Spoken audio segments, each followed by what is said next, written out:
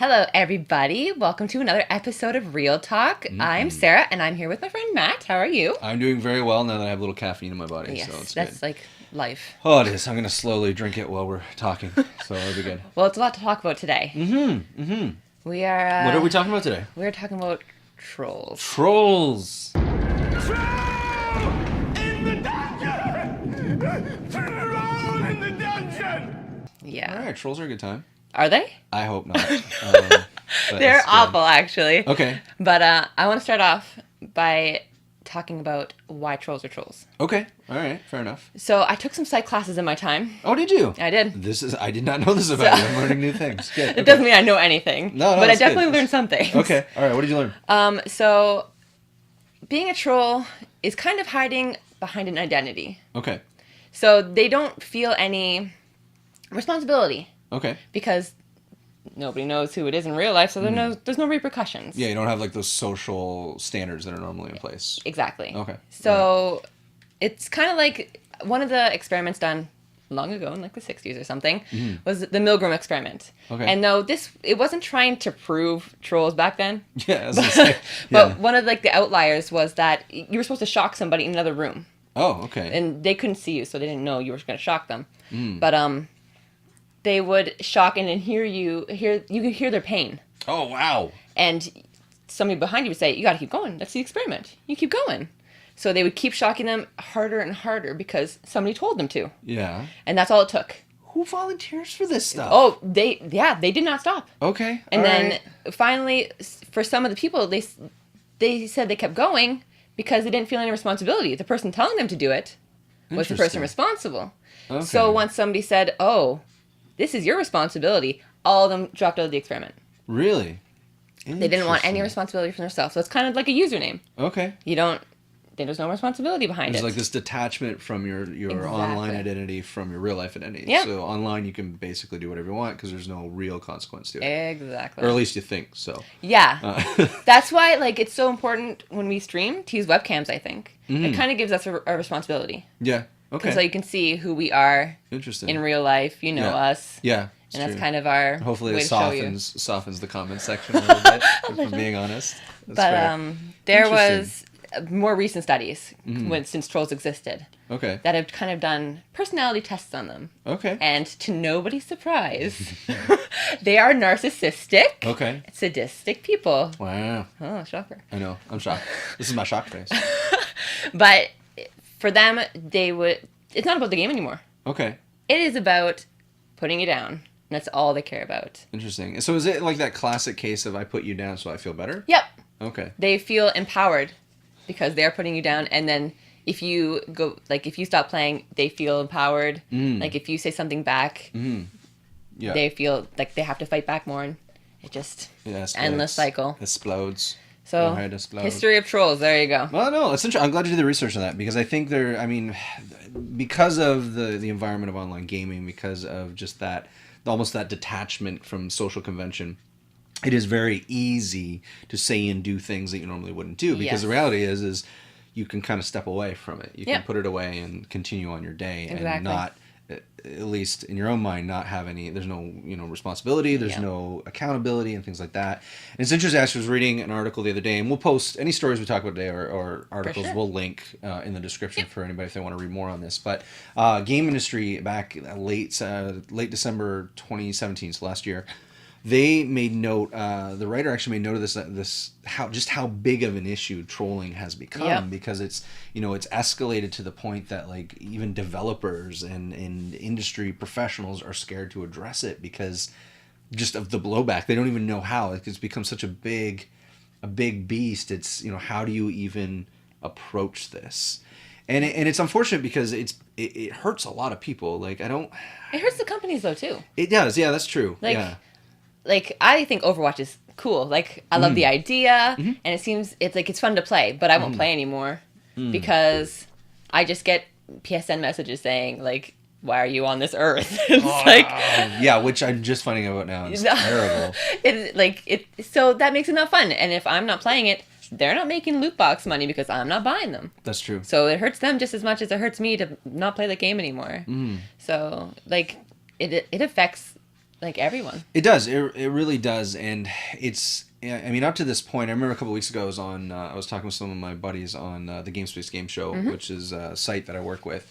And we got talking about this whole issue of toxicity and just the impact that it is having and how long it has gone unchecked. Too long. And it's caused just this rampant scenario of destroying people and games. And you hear, the stories now that are in the media with it are just escalating.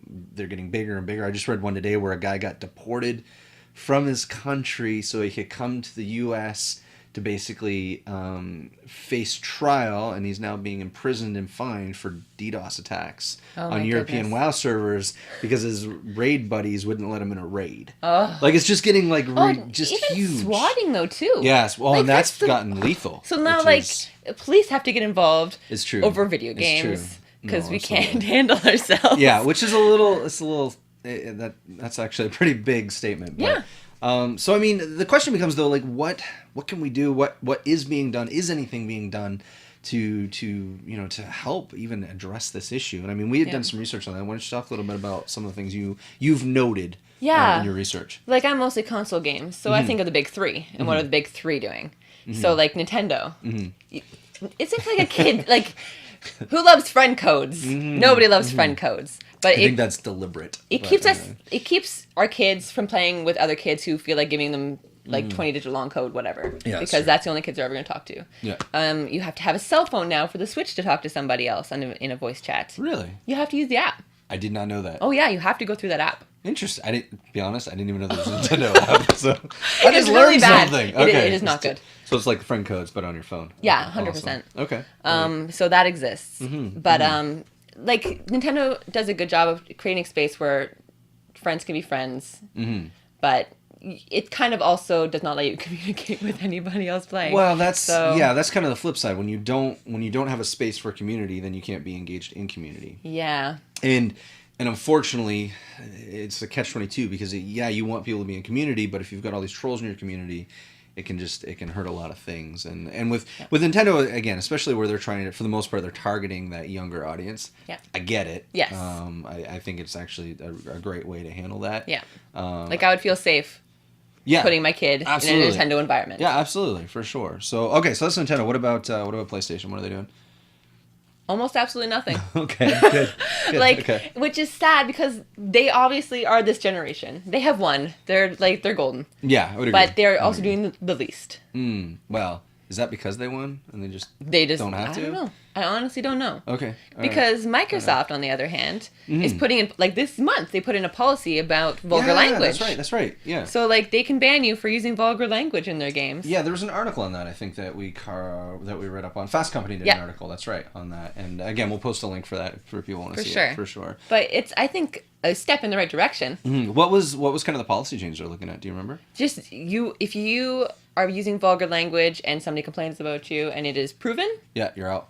Goodbye. You're banned for, like, not perma-banned, but you are definitely suspended. Oh, okay. Well, that's kind of nice to see, honestly. I think so. It's something. Okay. Huh. Well, that's good. I know another big thing that's coming. One of the things I come across in my research, actually massively overpowered, covered it. A lot of companies covered it, but I just tend to like their articles. So, but they did a cover on. There's a bunch of companies that have banded together to make the Fair Play Alliance. You got guys like Blizzard Entertainment. You got guys like Riot and CCP, who did like EVE Online, which I think is really good because EVE is terrible when it comes to community. Is it really? It's not all of it. Some of them are great. But it's like these extremes. You have some great players that come alongside and help new guys out, and then you just got the other side of that, which is absolutely atrocious. But then you get guys like Epic and Twitch, and all these companies are kind of coming together to actually start addressing this issue. Now, thank goodness. I don't know how far they've come with it. I think right now it's more of a think tank of like, hey, how do we... But got to start somewhere. But on the bright side, they're talking about it. Yes. And that's important. I think it's awesome that we're seeing companies going, okay, guys... we really need to do something about this. It's poisonous. It is. It really is. And, so from an industry standpoint, it's nice to see companies kind of starting to move forward, starting to go, okay, this issue has gotten to the point that it's actually costing lives. Yep. For sure. And art, I don't know. I mean, there's arguments for that, but at the end of the day, this form of entertainment shouldn't be causing lives. It shouldn't be. This is for fun, entertainment. Well, it's an entertainment, and it shouldn't be. Causing children and adults to hide away and not want to be a part of communities. True. I think video games are one of the most awesome art forms out there, as far as I'm concerned. And yeah, I'm biased because I love video games, but I'm not wrong. So we are here, aren't we? I'm not wrong.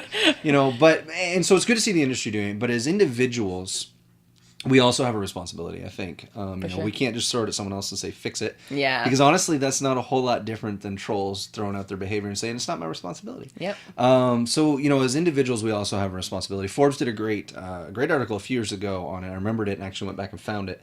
So I really liked it. But they kind of highlight like 10 areas that, just tips basically for dealing with trolls. And they're all kind of, depending on what you're doing and environment, they all kind of apply different ways. But 4 that I really kind of take home and really like is, as a gamer, we can always set standards for how we're going to interact. Yep. And what's great about that is when we set standards, what I've noticed about people is they may not agree with your standards, but for the most part, they'll respect it unless they're a troll. But when you've got the majority of people respecting... One of these things is not like the other. Yeah, but when you've got the majority of your people respecting that, they have a standard, well, trolls start to lose their platform. Yeah. And that comes back to this idea of, don't feed them, would be the second thing I would say, is don't feed them. And so if you create a standard of this is how we're going to interact in this space...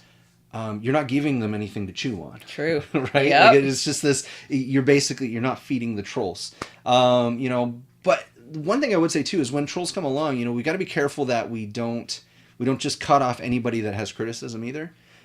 Which does come up in the Forbes article too. Like sometimes you have to be able to distinguish between just a complaining customer and a troll. Because sometimes people have valid concerns, like, especially if you're a streamer or if you're producing content of any kind, you have to learn how to sift through things. And it's hard because sometimes it's hard to be criticized for something you've created. Yep. But that's part of what we do. If you want to refine and get better, you need to learn how to sift through it. Is there anything here of value that I can take? Yep. If there is, awesome. If not, throw it out. Yep. And the last one is, you've got to foster a united community. For sure. And that comes back to setting those standards, right? Yep. Some of my favorite streamers, they're not necessarily the biggest streamers, but they're really good streamers. Yep. That's the one thing I always see is this united community. And it's always united around standards that they've put in place. Yep. Like, this is how we're going to interact. This is how we're going to engage. And I've seen trolls pop up for like 3 seconds and then they're gone. It reminds me of Kind of Funny Games. Okay. Where they kind of have their community called Best Friends. Mm-hmm. And they are there to help each other. Mm-hmm. And they have set their standards. And if you don't follow those standards, they're gone. See ya. Yeah. Absolutely. Which is and they are known in the gaming community. So it is great that people in the gaming community are setting the standards. Agreed. Too. Yeah, they need to. We need people to champion this. Yeah, exactly. We need streamers and just regular... everyday gamers. Yeah, everyday gamers to set their standards and to keep to them. Agreed. Because honestly, at the end of the day, it's going to take both sides. Yeah. We need the industry to step up, but we as the consumers need to step up and set the standards as well. For sure. We can be trendsetters if we choose to be, but we actually have to make the choice. It kind of comes down to it. I know. It's not easy. No. But as a Christian, I always come back to Luke 6. Yeah. Where you're always do nice to somebody that does evil to you. If they slap you one cheek, give them the other one. Yeah. Just take it. Other cheek. Yeah. Don't give them. Always be giving. So that's all. I always come back to that when I'm gaming now. When I'm attacked by a troll, I'm just like, thank you. Yeah, thanks for Thank you. the advice. I'll send you back a smiley face. Right. Yeah, absolutely. So cool. Yeah, that's trolls. That's trolls. Ugh. Not in the dungeon, but that's trolls. You had to fit that in some way. I can't help it. It's so easy. It's right there. It writes itself. Man. But thank you for watching. And comment below if you've had any experience with trolls or if you have any of your own strategies. I'd love to hear them. Absolutely. I would too. So. But yeah, we'll be back next week. So thank you, boys.